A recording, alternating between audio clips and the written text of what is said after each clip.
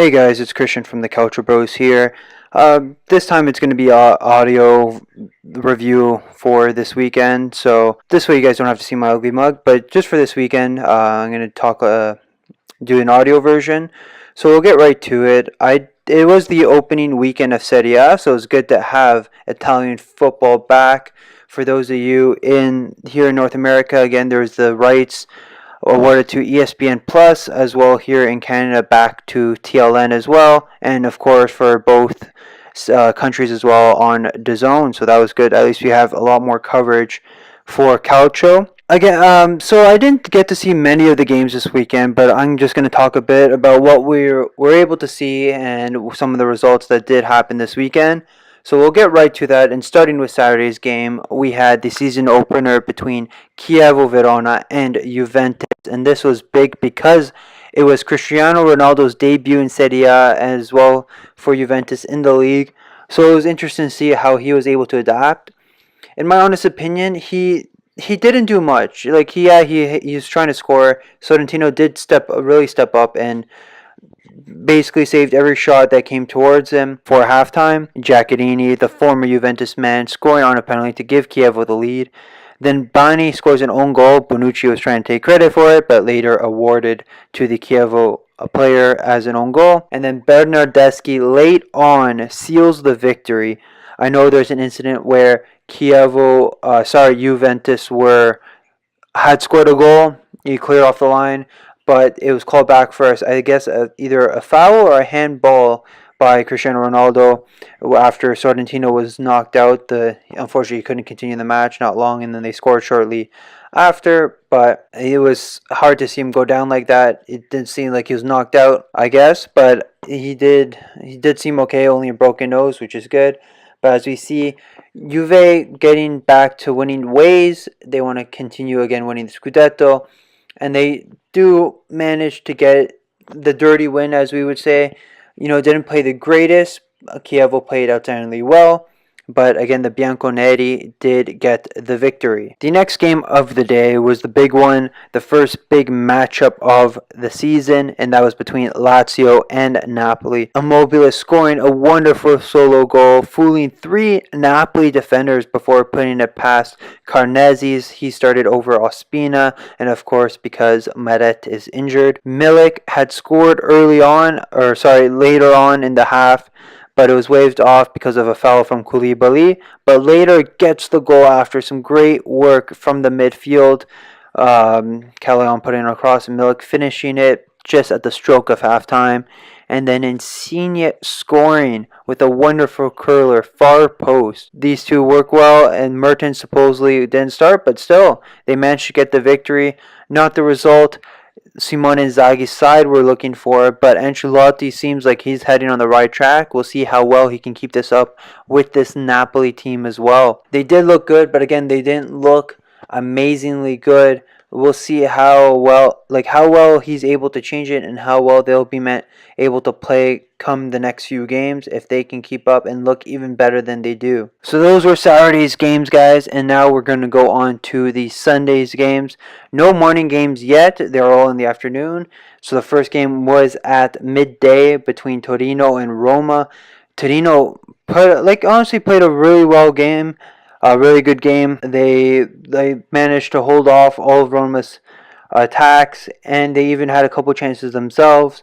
But late on, as soon as Kluivert came in, changed the game, and he really helped to get the winning goal, giving a great cross into Dzeko. Dzeko scoring a beautiful goal, sealing the victory late on for the Giallorossi. So Di Francesco's men get the result they want, and especially with because the new players set in. It took some time, but they managed to get the result they needed. So now, we have the 2:30 games on the Sunday. There was only 4 of them that were played, again, because of the 2 games that were postponed. So we'll start off with the first upset of the season, and that is between Sassuolo and Inter. I honestly didn't even see this coming, and I'm surprised even a few players did not even start for Inter. I was looking at the lineup. I'm surprised Skriniar and De Vrij didn't start together. Martinez started as well as Politano, the ex-player Asamoah, was in the midfield as Dalbert was playing left back. but players like Keita didn't start. Like I said, Skriniar, Versailles didn't start, so it was just weird to see some of those new faces not start as well. But they didn't seem like they were here to play. They were seemed like they were still in preseason mode. They got the victory thanks to a Berardi penalty. So that was again a shock. No one saw that coming, considering the amount that was spent by Inter to get the players they wanted in order to become title contenders. But they did not get onto the start they needed, and this result will not help. They need to bounce back. Let's see what Spalletti will do next round and see how well De Zerbi can keep this run up with Sassuolo. Next game we have here, guys, is the return of Parma Udinese at the Tardini. This, again, was their first game in Serie A back after about 4 years, I would say, spending time from Serie D onwards. They got off to a great start late in the second half thanks to Roberto Inglese, who is on loan from Napoli. He got the game going. Then Barilla managed to make it 2-0, but Udinese came back, tied it up.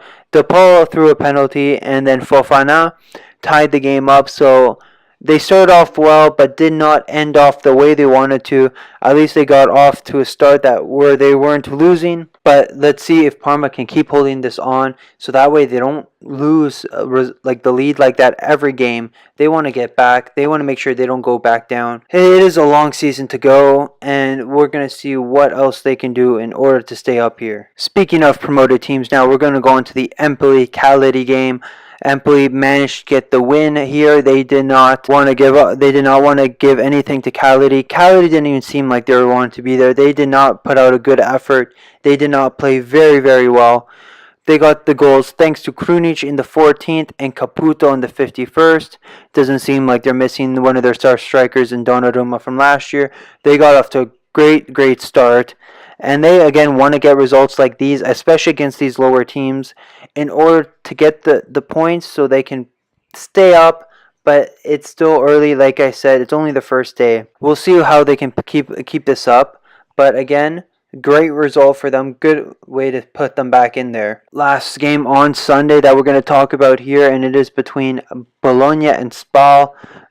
Spal getting the victory halfway through the second half thanks to a wonder strike from Yasmin Kurtic. Wonderful strike, just the result they were looking for. They were close to getting relegated last year, but they want to ensure they get the points early and get the results.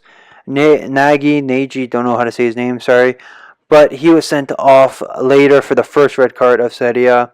But this isn't the result Filippo Inzaghi's team were looking for either, so both Inzaghi's lose on the opening day, both at home. Let's see if he can get his side around too. As we know, Inzaghi did do wonders with Venezia, and I bet he can do the same with Bologna. But again, this is an important victory for Spal, that they can get a result like this, and it's great for them to see that they were able to win. We have one more game to talk about, and this was played on the Monday at 2:30, and this was between Atalanta and Frosinone. Atalanta completely dominant in this game, Frosinone non-existent. Only 1-0 at half, but come the second half, they just came to play. Gomez opening it up, then Hateboer and Paslic scored their first goals of the year in the second half, with Papu Gomez adding his second late in the second half. An interesting thing here, Papu Gomez having 2 goals, 2 assists, involved in all 4 goals. Is he that underrated of a player, or is he just he is probably one of the best talented players we've seen. I know there was rumors of him leaving in the summer, going to Lazio, but he stays on and helps get a victory against Frosinone, and Frosinone, not the result they want to go up, and they don't want to go back down. They need to pick up points now, especially after such a heavy defeat. So that's all the games from this weekend. I will not do standings just yet. I'm going to wait a few match days before they start to take shape a little bit, because it's still too early to really say, this team's first, second, last. It's just only the first day. So again, I won't do standings just yet. I will go on to talk about the games from next weekend. Here we are going to have all teams play. On the Saturday, we're going to have Juve, Lazio, and Napoli, Milan 2-2 big games. Really interesting to see. Juve are going to have their home opener against Lazio, who want to get back. I will put up a vote to see who you guys are going to think is going to win it. Going to be an interesting game for sure, considering last year Lazio did win it at the Allianz Stadium last season. Then in the afternoon, we're going to have Napoli and Milan. This is going to be Milan's season opener, and especially with their star striker Gonzalo Higuain returning to the San Paulo, making his debut for Milan. What are the odds of that? Let's see how well he's going to be welcomed back by his own old fan base. Unfortunately, I won't be home, so I can't be doing a live reaction as much as I want to. But I hope to do one soon for you guys. Those are always fun to do and show how much passion we have again for our teams that we support. But again, I will also have a poll on Twitter as well, so be sure to vote and let me know who you guys think will be the winner of that game. Move on to Sunday's games. We have Spal and Parma opening up the day at 12 p.m. Two lower teams. Again, Parma want to keep up. Both teams didn't lose, but they want to pick up points. These are both teams that they want to get points again. So they don't want to. One team doesn't. Both teams really don't want to lose. Is how I guess I'm going to say it. They want to pick up the points against each other. Parma want to get their first win of the year, while Spal want to get their home opener up in a good way. 2:30 games, guys. We have quite a bit for you. We have Cagliari, Sassuolo, Fiorentina, Chievo, Frosinone, Bologna, Genoa, Empoli, Inter, Torino, and Udinese, Sampdoria. Again, Genoa and Sampdoria will play this time because they didn't play last time, as well as Fiorentina. So that will be their first games of the season as well. Probably the biggest matchup I see there is Inter Torino. After both teams got off to rough starts, they're going to get back into it, and I would say that would be the biggest game. Torino again did play well against Roma, so they want to probably take what they can get from their momentum there and bring it into this game against an Inter who were lackluster, like I said, against Sassuolo. Let's see if they can bounce back. And then ending off match day 2, we have Roma-Atalanta on the Monday, August 27th at 2:30. That will be a great game as well. Like I said before, if Atalanta purely dominant in their opening game. Giallorossi, who started off pretty slow but managed to pick it up, but they can't do that against a team like Atalanta. They're very strong. Gasperini does a great job with the players he has. So let's see how Di Francesco can pull out all the stops. So that's all from the first two games. Quickly, before I finish off, I need to get to the goal and player of the weekend. So I have a few contenders for goal of the weekend. First off, Edin Dzeko's volley against Torino was the first candidate I have. Well taken strike, a great play from Justin Kluivert from him as soon as he came on. That was the winning goal, and again, one of the contenders of goal of the season for sure. The next candidate I have is Ciro Immobile of Lazio. His solo effort against 3 Napoli players to put it past Carnezzi's, you won't see much better. That is very well. I would say terrible defending too from Napoli, but still, that striker took it well and got a great goal out of it for sure. Now the last player I have for goal of the day is Yasmin Kurtic, and he had a wonderful strike to give Spal the victory over Bologna. So those are my 3 candidates for sure. Let me know who you guys pick out of those 3, or if you have someone else in mind, let me know, comment below. But for player of the day, there's only one person I have in mind for that, and that is Papu Gomez. 2 goals, 2 assists. What a way to start off the season for the captain. He is very, very talented, knows what he's doing, very capable of turning the match for his side, and he is the reason why they got all 3 points against lonely Frosinone.